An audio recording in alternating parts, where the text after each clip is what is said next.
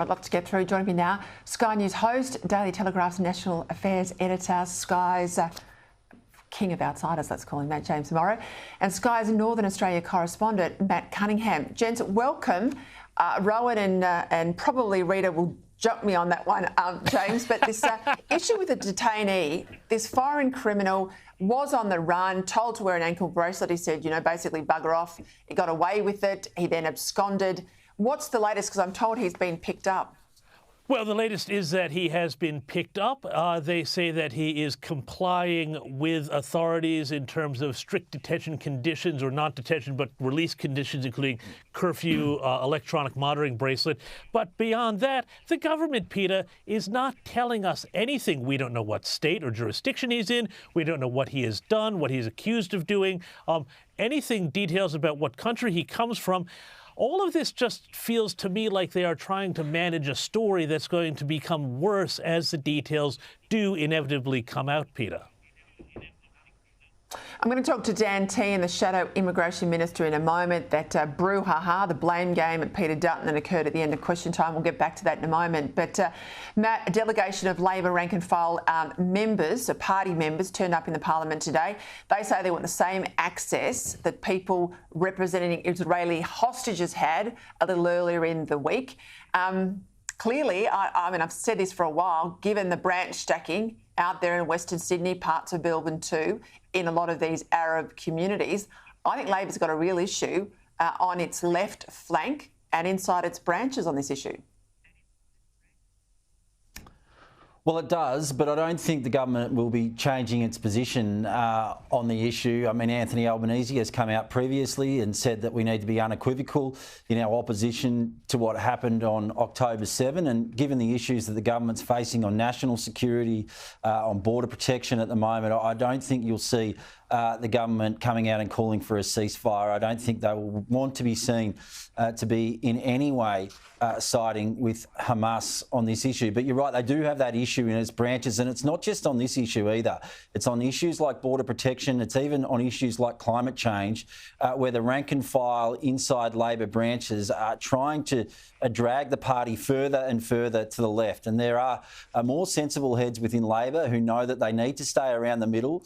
Anthony Albanese, who's an old lefty from way back, has even been trying, I think, as Prime Minister, to stay somewhere near the middle, but there is always that push going on from within the branches, and you're seeing that play out in that delegation that's come to Canberra today.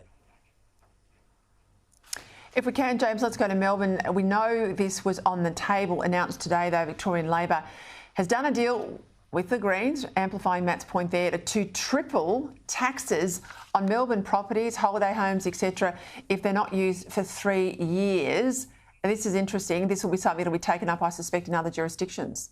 Yeah, look, it's really interesting. And of course, when you've got the Socialist Labor government teaming up with the Greens here to make economic policy, the law of unintended consequences is going to come and hit this in force. I mean, one part of it, obviously, is that tax on the unoccupied properties. That's part of this broader trend of treating, middle-class property owners and investors as basically being land-hoarding kulaks. But there's another interesting bit to this, Peta. There's also a tax on undeveloped land. And the unintended consequence of that is not that it's going to force developers to start building up on land that they've got land banked, but actually it's only going to make them build expensive projects that they know are going to be profitable. That's the unintended consequence. It will do nothing for housing affordability or availability. Let's go to this issue, Matt, today, reported in The Australian that hundreds of Indigenous families are joining class actions across the country, alleging racial discrimination by state authorities, this is child protection authorities, that have taken their children into care over the past 2 decades. They're calling this a stolen generation sort of Mark II. It's not relevant or related at all to the earlier instance, but it hits these decisions we've seen, and I've reported here out of the New South Wales Supreme Court. The first one, 2 siblings can now be adopted by long-term foster parents. They are white parents, if I can use that term, after the Indigenous biological mum claimed that the foster family wouldn't understand Aboriginal culture. The judge said, no, I'm comfortable to leave the children where they are.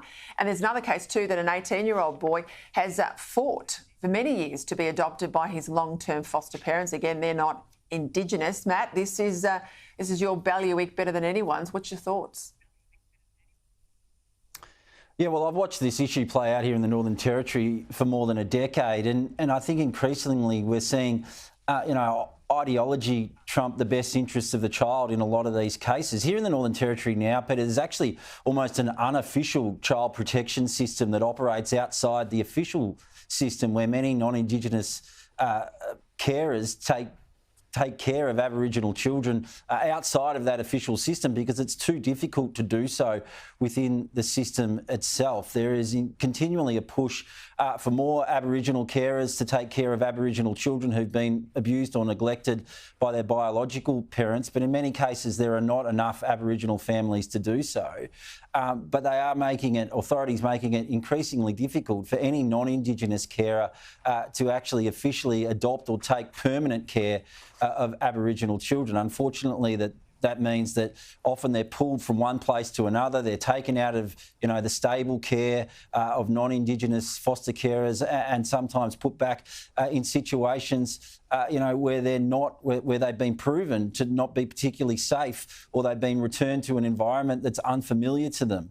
We saw in a Royal Commission here a few years ago, the former Chief Magistrate of the Northern Territory say that the cases of neglect far outnumber the actual child removals when it comes to Aboriginal children. So, I think the key point here, and it's interesting that the New South Wales Supreme Court is making this decision, is that, the number one priority here needs to be the best interests of the welfare of the children involved, and not whether they happen to be Aboriginal or not. Spot on, Matt. This is the focus of the courts, at least, but who's got the time or the money to take it all the way through the courts? I mean, the system has to be repaired. That's the challenge, and it's got to be about the kids and not indigeneity. James Morrow, thank you. Matt Cunningham, as always, thank you for your time.